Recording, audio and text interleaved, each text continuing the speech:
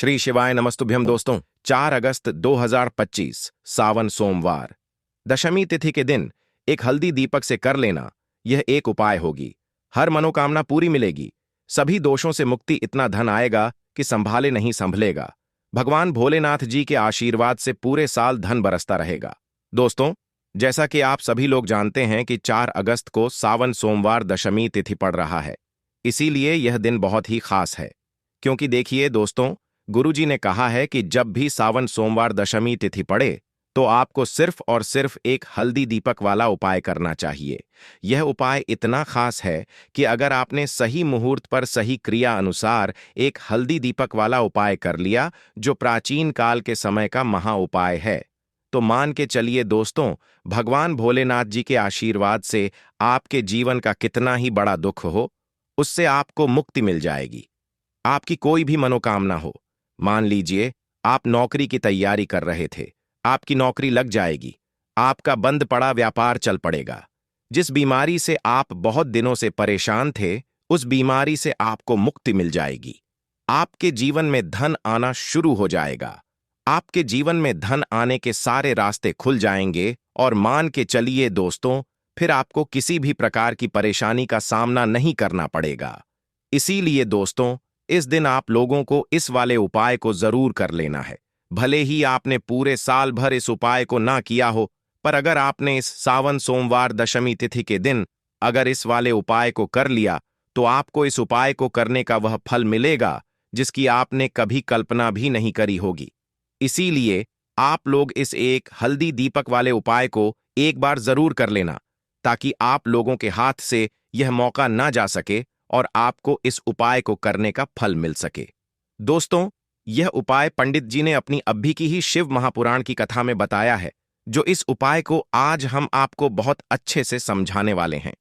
इस वीडियो को देखने के बाद इस उपाय को समझने के लिए आपको कोई और वीडियो को देखने की जरूरत नहीं पड़ेगी। तो चलिए दोस्तों, उपाय को शुरू करते हैं। उससे पहले हे भगवान भोलेनाथ, आपके इस वीडियो को जो भी लाइक और चैनल को सब्सक्राइब करें, उसके जीवन में कभी दुख दर्द मत आने देना। साथ ही साथ कमेंट बॉक्स में 5 ओम नमः शिवाय जरूर लिखें, ताकि भगवान भोलेनाथ जी की कृपा आप सभी को प्राप्त हो सके। इसी के साथ में आप सभी को बता दूं कि आप लोग वीडियो को पूरा नहीं देखते हो, को काट काट कर देखते हो और गलत गलत उपाय को कर लेते हो, तो आपसे निवेदन है कि वीडियो को पूरा जरूर देखें। देखिए दोस्तों, यह सावन सोमवार दशमी तिथि का दिन यह इतना खास होता है, इतना महत्वपूर्ण होता है। देखा गया है कभी कभी बड़े बड़े पूजा पाठ अनुष्ठान से जो मनोकामना पूर्ण नहीं होते, वह सावन सोमवार दशमी तिथि के दिन एक छोटे से उपाय करने से ही आपकी मनोकामना पूर्ण हो जाती है। और बहुत सारे लोगों ने इस उपाय को किया भी है और उनको इस उपाय को करने का फल भी जरूर मिला है। अगर आप लोग भी इस उपाय को करना चाहते हैं, तो आप इस उपाय को पहले अच्छे से समझ लेना, सुन लेना, उसके बाद करना। आपको इस उपाय का फल जरूर मिलेगा और इस उपाय को कर लेने से आपके घर में चाहे किसी भी प्रकार की दुख और समस्या क्यों ना चल रही हो, आपको उसका कारण भी नहीं पता है कि भाई यह समस्या किस कारण से चल रही है। उसका कुछ भी कारण हो सकता है, जैसे पितृदोष हो सकता है या किसी भी तरह का मंगल दोष भी हो सकता है। तो इस दिन आप लोगों को यह वाला उपाय कर लेना है। यह एक ऐसा उपाय है जिस उपाय को अगर किसी विशेष दिन पर किया जाए तो भाई उस विशेष दिन का जो है वह तो हमें मिलता ही मिलता है, पर हमने उस दिन पर इस एक हल्दी दीपक वाले उपाय को किया है तो हमें उससे भी बड़ा फल मिलता है, और फल बहुत जल्दी मिलता है, क्योंकि आप इस उपाय को बहुत ही बड़े और विशेष दिन पर कर रहे हो। तो चलिए अब उपाय के बारे में बात करते हैं, लेकिन उससे पहले आप लोगों को यह जानना आवश्यक है कि आखिर यह उपाय किस समय करना है, किसको करना है और कैसे करना है। तो चलिए हम आगे आपको वीडियो में एक एक करके बता देते हैं। तो दोस्तों, इस एक हल्दी दीपक वाले उपाय को हमें इस सावन सोमवार दशमी तिथि के दिन कैसे करना है, किसको करना है, किस समय करना है और कहां पर करना है, ये सारे सवालों के जवाब आपको इस वीडियो में मिल जाएंगे। और जो ये वीडियो देखेगा भाई, उसको एक हल्दी दीपक वाला उपाय जरूर करना चाहिए, क्योंकि इस दिन शत्रुओं और किसी भी दोष, किसी भी बीमारी से मुक्ति पाने के लिए एक हल्दी दीपक का बहुत ही बड़ा और विशेष महत्व होता है। और जब बात आ जाए एक हल्दी दीपक की, तो यह सोने पर सुहागा वाली बात हो जाती है और यह एक बहुत ही बड़ा उपाय हो जाता है। अब दोस्तों, इस एक हल्दी दीपक वाले उपाय को आखिर करना किसको है? सबसे पहले हम लोग वह बात जान लेते हैं। तो देखो, घर की जो बड़ी माताएं बहनें होती हैं, उन माताओं बहनों में से कोई भी एक बड़ी माता बहन इस वाले उपाय को कर सकती है। और दोस्तों, अगर आप चाहे तो अपने घर में से सभी सदस्यों को भी इस उपाय को करवा सकते हैं। अगर किसी व्यक्ति की खुद की कोई मनोकामना है, खुद की कोई दुख और परेशानी है जो कि वह अपने लिए ही करना चाहता है, इस वाले उपाय को तो वह खुद अपने लिए भी कर सकता है। बाकी अगर कोई घर में से ऐसा है जो कि अपने पूरे घर परिवार की सुख और शांति के लिए यह वाला उपाय करना चाहता है, तो भाई वह भी कर सकता है। उसमें भी कोई दिक्कत वाली बात नहीं है। कहने का मतलब यह है कि इस उपाय को हर एक सदस्य भी कर सकता है और पूरे घर परिवार के सदस्य के लिए घर की बड़ी माताओं बहनों में से कोई एक माता बहन भी कर सकती है। माताएं बहनें अगर घर में उपस्थित ना हो या वह यह वाला उपाय ना कर पा रही हो, तो फिर घर का कोई बड़ा सदस्य भी इस एक हल्दी दीपक वाले उपाय को कर सकता है, चाहे फिर वह पुरुष ही क्यों ना हो। उस कोई भी दिक्कत वाली बात नहीं है। अब दोस्तों, एक हल्दी दीपक वाले उपाय को हमें करना कहां पर है? देखो, इस उपाय को हमें मंदिर में ही करना है। बहुत सारे लोग प्रश्न करते हैं, हर एक उपाय को करते समय क्या हम इस उपाय को घर पर या मंदिर में कर सकते हैं? देखो, तो इस वाले उपाय को आप मंदिर पर करोगे तो अच्छा रहेगा। घर में नहीं करना है इस वाले उपाय को। उसके बाद में दोस्तों, जो अगला प्रश्न निकल कर आता है वह यह आता है इस उपाय को लेकर कि आखिर इस उपाय को हमें किस समय करना है? सुबह के समय करना है कि शाम के समय करना है? तो देखो, इस वाले उपाय को आप लोग सुबह के समय भी कर सकते हो और शाम के समय प्रदोष काल में भी कर सकते हो। अब अगर आप पूछो कि भाई साहब सबसे उत्तम समय कौन सा रहेगा इस एक हल्दी दीपक वाले उपाय को करने का, तो हम आपसे बस यही कहेंगे कि इस उपाय को आप शाम के समय करेंगे तो ज्यादा बेहतर होगा, क्योंकि सावन सोमवार दशमी तिथि का दिन है और इस दिन प्रदोष काल के बहुत महत्व होता है। बाकी अगर सुबह के समय भी करेंगे तो भी अच्छा होगा, उसमें कोई भी दिक्कत वाली बात नहीं है। तो अब दोस्तों, जो अगली सबसे बड़ी और महत्वपूर्ण बात आती है वह यह आती है कि सुबह अगर हम उपाय को करेंगे तो हमें कितने बजे से लेकर कितने बजे तक के बीच में करना है, और शाम के समय प्रदोष काल में करेंगे तो हमें कितने बजे से लेकर कितने बजे के बीच में करना है। तो देखो, सुबह जितनी जल्दी हो सके आप उपाय को करने की कोशिश करना। बाकी अगर किसी कारणवश लेट भी हो जाओ, थोड़ी देर भी हो जाए, तो देखो, सुबह जितनी जल्दी हो सके आप उपाय को करने की कोशिश करना। बाकी अगर किसी कारणवश लेट भी हो जाओ, थोड़ी देर भी हो जाए, तो 10 या 11 बजे तक भी आप उपाय कर लेना, पर 12 बजे से ज्यादा देरी ना हो। ठीक है, इस बात का ध्यान रखना।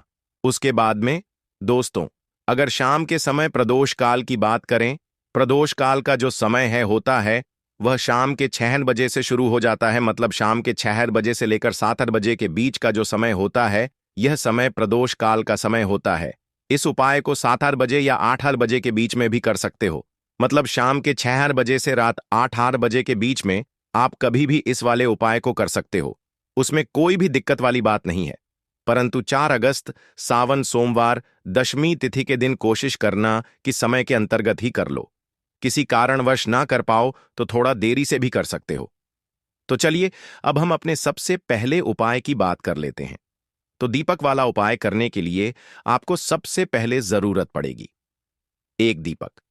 अब यह एक दीपक सोमवार की रात अपने घर में इस जगह पर जला देना, बड़े से बड़ा शत्रु भी घुटने टेक देगा। दोस्तों, जैसा कि आप सभी जानते हैं, मार्गशीर्ष महीने की सोमवार के दिन बहुत ही शुभ संयोग बन रहे हैं और इस दिन अगर आप 11 लौंग और एक कपूर अपने घर में जलाते हैं तो शत्रुओं से हमेशा के लिए आपको छुटकारा मिल जाएगा। अब देखिए, किसी भी व्यक्ति के जीवन में जब शत्रु से परेशान करते हैं तो वह व्यक्ति अपने जीवन में दुखों से बहुत परेशान हो जाता है।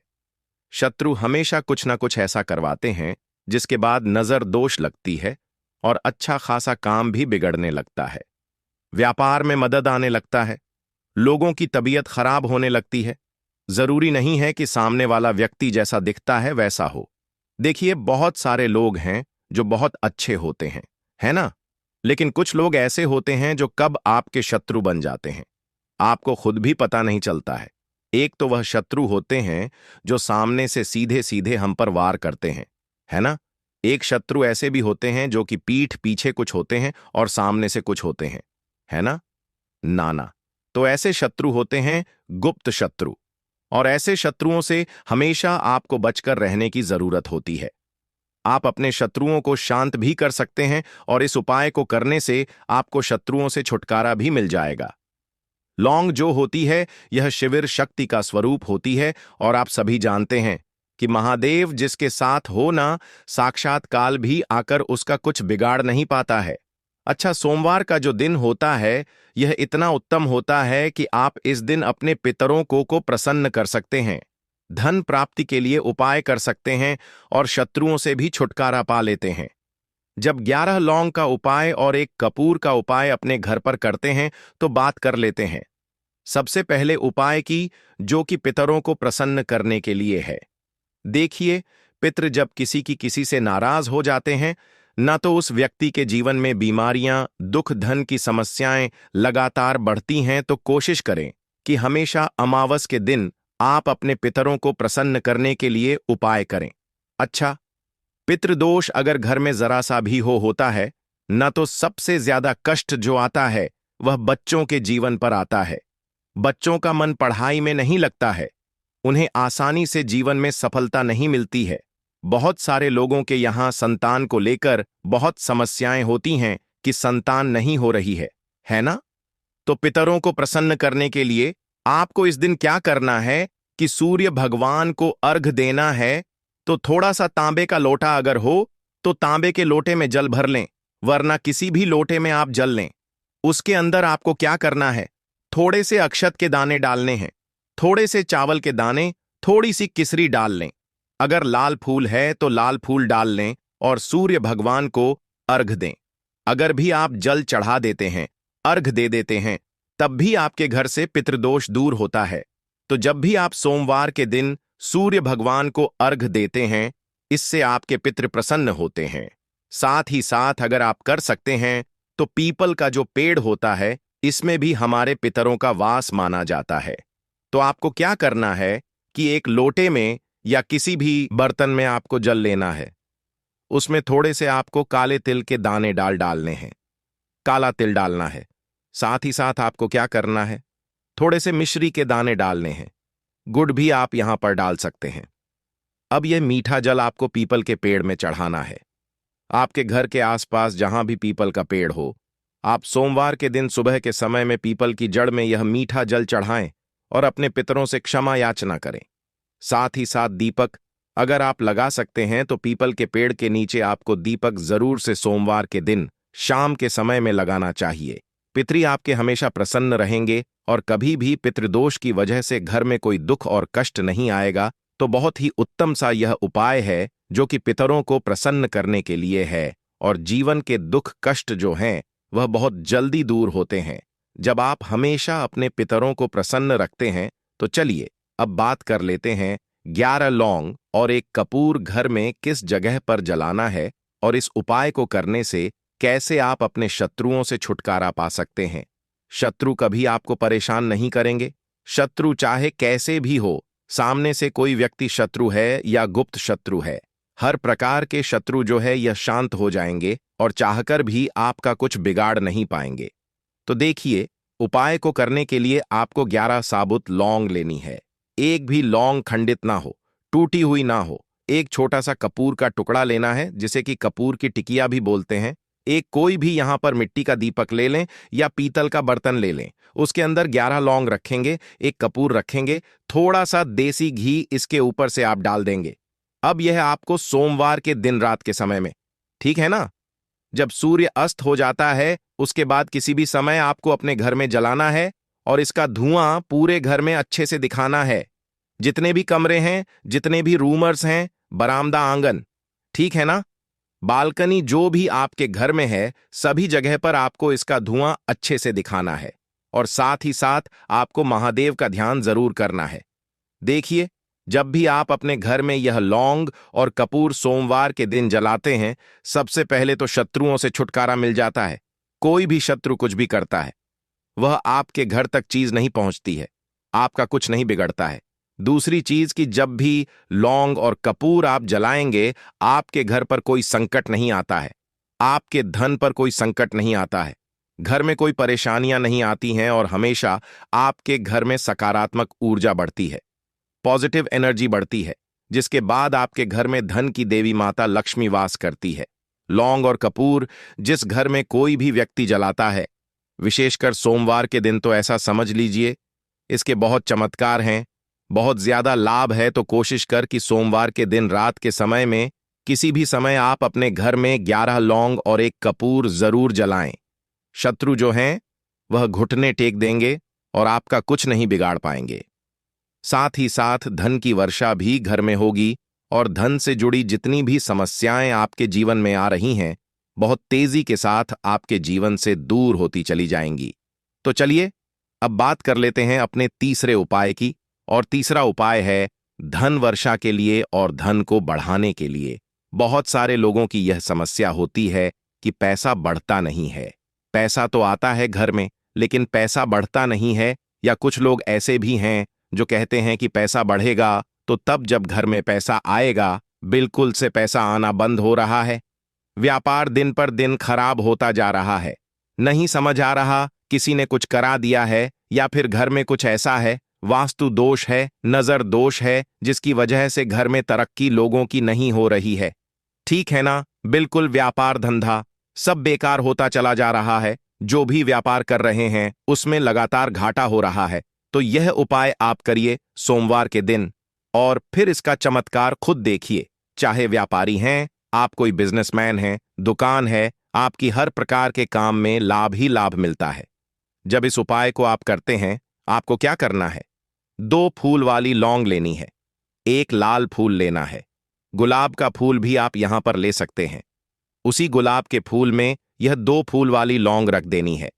एक देसी घी का दीपक आपको जलाना है, लंबी बाती का। अब यह दोनों चीजें लेकर अपने घर के मंदिर में आपको बैठ जाना है शाम के समय में। सोमवार के दिन शाम के समय में जब सूर्य अस्त हो जाता है, सूर्य छिप जाता है, अब आपको सबसे पहले देसी घी का दीपक जला देना है, माता लक्ष्मी के सामने और भगवान विष्णु जी के सामने। ठीक है ना? एक देसी घी का दीपक जला देंगे और जो लौंग और फूल आपने लिया है, यह अपने सीधे हाथ में आप रख लेंगे। अब आपको माता लक्ष्मी से अपने जीवन की समस्याओं को कहना है कि मेरा काम नहीं चलता है, मेरा व्यापार अच्छे से नहीं बढ़ता है, मेरा धन नहीं बढ़ रहा है, मेरे पैसे में बढ़ोतरी नहीं हो रही है। जो भी दुख है, जो भी पैसे को लेकर समस्याएं जीवन में है, सब कुछ आपको माता लक्ष्मी और श्री हरि विष्णु से कह देना है। ठीक है ना? इसके बाद आपको मंत्र बोलना है 11 बार, ओम नमो भगवते वासुदेवाय नमः। 11 बार यह मंत्र बोल देंगे और फिर वह फूल आपको माता लक्ष्मी को अर्पित कर देना है, उनके सामने चढ़ा देना है। चाहे मूर्ति है आपके घर में माता